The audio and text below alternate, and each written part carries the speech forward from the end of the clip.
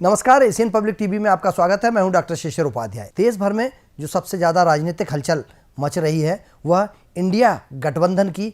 पटना में जो गांधी मैदान में रैली हुई है। सारे विपक्ष के नेता एक मंच पर थे और उसमें राहुल गांधी मध्य प्रदेश में अपनी यात्रा छोड़कर पटना पहुंचे थे। लेकिन उसमें जहां एकजुटता की बात की गई, वहां लालू यादव ने परिवारवाद पर जो हमला भाजपा करती है उस पर आरोप लगाते हुए उन्होंने देश के प्रधानमंत्री नरेंद्र मोदी जी के बारे में जिस तरह से हमला किया, जिस तरह से कहा और विपक्ष ने जिस तरह से मोदी को और भाजपा को टारगेट किया, वह कहीं ना कहीं पूरे देश भर में उसका चर्चा का विषय है। उन्होंने अपने लेवल पर, अपने स्तर पर, वहाँ अखिलेश यादव थे, वहाँ पर शरद पवार थे, वहाँ पर जिस तरह से विपक्ष का गठबंधन के बहुत सारे नेता वहाँ पर लगातार भाजपा पर हमलावर थे और इस सभा में भीड़ बहुत इकट्ठा हुई। लेकिन पूरी तरह से इस सभा का कंट्रोल लालू यादव के बेटे जो हैं उनके हाथ में था और उन्हीं ने सबसे ज़्यादा इस पूरे मामले में एकजुटता बनाए रखने के लिए और सभाओं की शुरुआत के लिए, चूँकि इंडी गठबंधन का ये पहली चुनाव के पहली सभा थी, लेकिन इससे एकजुटता आई है और बहुत हद तक ऐसा लग रहा है कि अब फिर एक नई ऊर्जा के साथ ये लोग आगे बढ़कर उसमें अखिलेश यादव सबसे महत्वपूर्ण भूमिका में रहेंगे और राहुल गांधी की इम्पोर्टेंट भूमिका हो सकती है उसमें। आजकल परिवारवाद पर हमला कर रहे हैं। अरे भाई, तुम बताओ ना कि तुमको क्यों परिवार में कोई संतान नहीं हो, तुमको हुआ बताओ। तो हर हिंदू अपने मां के शोक में केस दाढ़ी बनवाता है, दाढ़ी छिलवाता है। क्यों नहीं छिलवाया बताओ। मोदी जी अपने देश में दूसरी बार मोदी 14 में प्रधानमंत्री के रूप में शपथ लेते हैं, उसके बाद 19 में फिर दोबारा प्रधानमंत्री के रूप में शपथ लेते हैं और अब 24 उनका, चूंकि 19 का कार्यकाल 10 साल का कार्यकाल पूरा हो गया था, तो अपनी कैबिनेट को संबोधित करते हुए उन्होंने जिस तरह से कहा, उनका ये कहना था कि अब की बार 400 पार और ये जो उनका गठबंधन है वो 400 पार करेगा, 370 सीटों से ज़्यादा भाजपा लेके आएगी। इस पर उन्होंने अपने सांसदों को, अपने कार्यकर्ताओं को संबोधित करते हुए जिस तरह से कहा, उनका कहना था कि हम देश के लिए काम कर रहे हैं और देश विश्व की नंबर 1 की अर्थव्यवस्था बने,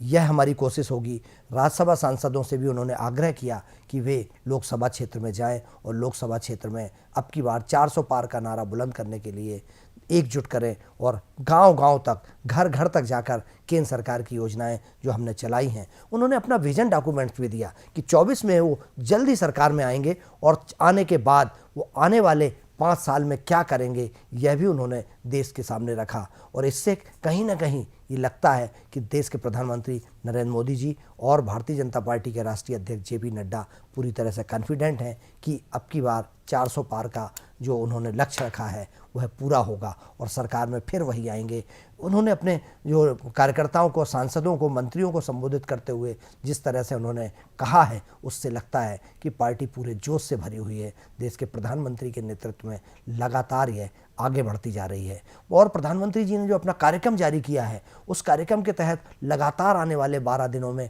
वो कंटिन्यू सभा करेंगे और हर देश में, साउथ से लेके ईस्ट, वेस्ट, नॉर्थ, सब तरफ हर राज्य में उनकी कई सभाएं होंगी और उन सभाओं से कैसा माहौल बनेगा यह सोचकर विपक्ष उसकी काट की रणनीति बनाने में जुट गया है।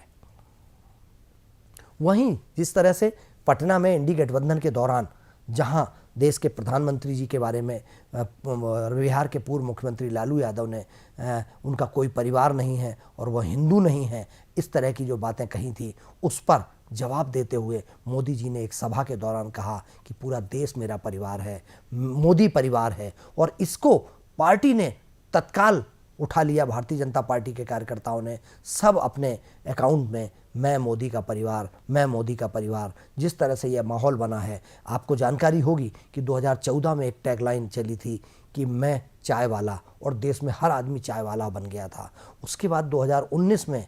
मैं चौकीदार, देश का हर आदमी अपने एड्रेस में, अपने पते में, अपने नाम की पहचान के साथ लिखता था मैं चौकीदार। और इस बार मैं मोदी का परिवार जो टैगलाइन आई है, ये ऐसा लगता है कि 2024 की देश की 140 करोड़ जनता मोदी का परिवार बनने की बात जिस तरह से उन्होंने रखी है, इसको देखकर ऐसा लगता है कि एक बार फिर उसका जवाब दिया है साथियों,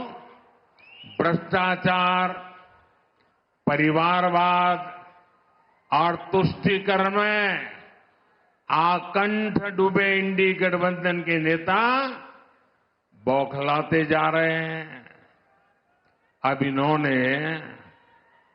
2024 के चुनाव का अपना असली घोषणा पत्र निकाला है। मैं इनके परिवारवाद पर सवाल उठाता हूं तो इन लोगों ने बोलना शुरू कर दिया है कि मोदी का कोई परिवार नहीं है। अब तो कल ये कह देंगे कि तुम कभी जेल में तुझे सजा नहीं हुई इसलिए तुम राजनीति में नहीं आ सकते, ये भी कह देंगे। तेलंगाना के मेरे भाइयों बहनों, मेरा जीवन खुली किताब जैसा है। आप मुझे देशवासी भली भांति जानते हैं, समझते हैं। मेरी पल पल की खबर देश रखता है और कभी मैं रात देर तक जब काम करता हूं और खबर बाहर निकल जाती है तो देश से लाखों लोग मुझे लिखते हैं, बताते हैं कि इतना काम मत करिए, कुछ आराम करिए। ये प्यार भाइयों बहनों, एक सपना लेकर के बचपन में घर छोड़ा था और जब मैंने अपना घर छोड़ा एक सपना लेकर के चला था। इसमें लालू यादव ने कहा था कि उनका कोई वो हिंदू नहीं है और वो उनके ऊपर जिस तरह से हमला किया था उसका जवाब मैं मोदी का परिवार, ये बहुत बड़ा कहीं ना कहीं मुद्दा बनेगा देश भर में। इसको भारतीय जनता पार्टी घर घर तक पहुंचाने की कोशिश कर रही कि मैं मोदी का परिवार हूं। इसी के साथ अगली एक और खबर जिसमें 195 लोकसभा सीटों की घोषणा की है भारतीय जनता पार्टी ने, जहां एक तरफ कांग्रेस पूरी ताकत से लगी हुई है, अभी अपनी यात्रा निकाल रही है, लेकिन चुनाव की उसकी क्या तैयारी है इस पर पता नहीं है। लेकिन भाजपा ने अभी 195 सीटों को डिक्लेयर कर दिया है। उसमें उत्तर प्रदेश की सीटें हैं, बिहार की सीटें हैं, राजस्थान की सीटें हैं, गुजरात की सीटें हैं, देश के कई राज्यों की महत्वपूर्ण सीटें हैं। उसमें सबसे ज़्यादा जो मध्य प्रदेश में चर्चा आ रही थी, दूसरी तरफ ये इनकी पूरी तैयारी बताती है कि रात के 3 बजे तक मोदी जी मीटिंग लेते हैं, मीटिंग में बैठे रहते हैं और मीटिंग में बैठने के बाद मोदी जी ने जब ये लिस्ट दूसरे दिन जारी होती है और वो सुबह 7 बजे सभा के लिए निकल जाते हैं, दूसरे राज्यों के दौरे पर निकल जाते हैं। कितना डिसिप्लिन के साथ, कितना डिवोशन के साथ देश के प्रधानमंत्री जी पार्टी को भी उतना समय देते हैं और देश को भी उतना समय देते हैं। इस पर कहीं ना कहीं कार्यकर्ताओं को प्रेरणा मिल रही है और जो उन्होंने 195 डिक्लेयर किए हैं उसमें एक बात, आसनसोल जो जहां से उन्होंने डिक्लेयर किया था, शत्रुघ्न सिन्हा अभी टीएमसी के वहां से सांसद हैं, जो भाजपा के पूर्व केंद्रीय मंत्री हुआ करते थे, उनके खिलाफ जिनका नाम लिया था उन्होंने चुनाव लड़ने से मना कर दिया है। वो चूँकि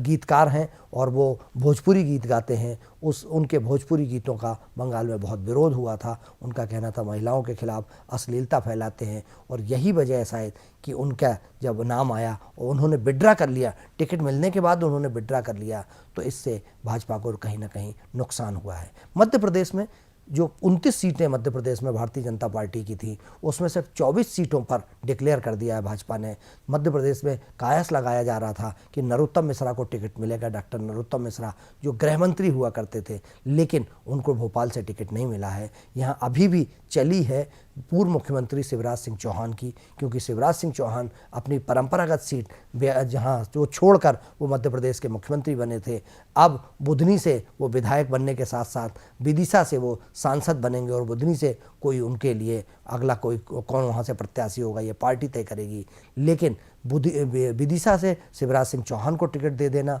और आलोक शर्मा को, जो भोपाल के महापौर थे, भोपाल से लोकसभा का टिकट दे देना, ये बताता है कि इसमें से जो 25 डिक्लेयर हुए हैं उसमें से कम 15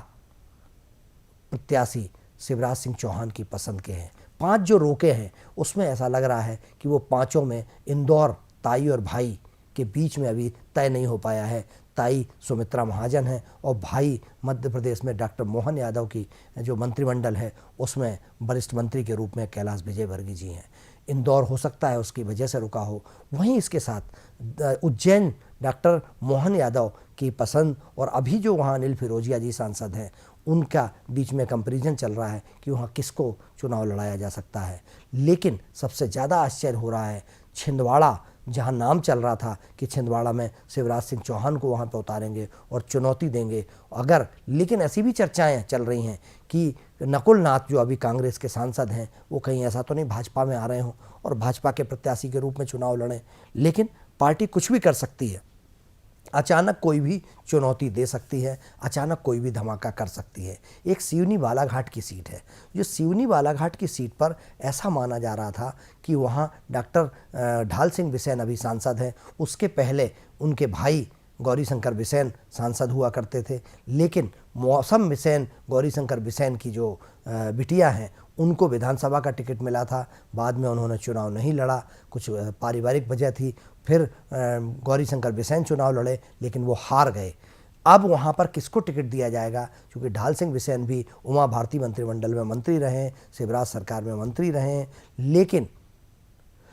उनकी बेहतर छवि है। गौरीशंकर बिसेन इसके पहले मध्य प्रदेश में शिवराज सिंह चौहान की सरकार में मंत्री रहे हैं और सांसद भी रहे हैं, लेकिन अब वहाँ किसी नए आदमी का नाम आ सकता है या मौसम बिसेन को लाएंगे, लेकिन उनके पिताजी हार चुके हैं, तो क्या बिसेन परिवार से हटकर भी किसी को टिकट मिल सकता है वहाँ से। वहीं धार का जो टिकट अभी डिक्लेयर नहीं किया गया है, धार में ऐसा लगता है प्रधानमंत्री जी ने जब सांसदों को संबोधित किया था तब उन्होंने एक घोषणा की थी और उन्होंने कहा था कि राज्यसभा सांसद भी लोकसभा में जाएं। तो कहीं ऐसा तो नहीं कि सुमेर सिंह सोलंकी जो अभी राज्यसभा सांसद हैं, युवा आदिवासी चेहरा है और भविष्य काफ़ी अच्छा है उनका, तो कहीं ऐसा तो नहीं कि रंजना बघेल या सुमेर सिंह सोलंकी को लोकसभा में उतारा जा सकता है। खबरों का सिलसिला जारी रहेगा। आप एशियन पब्लिक टीवी पर बने रहिए। मुझे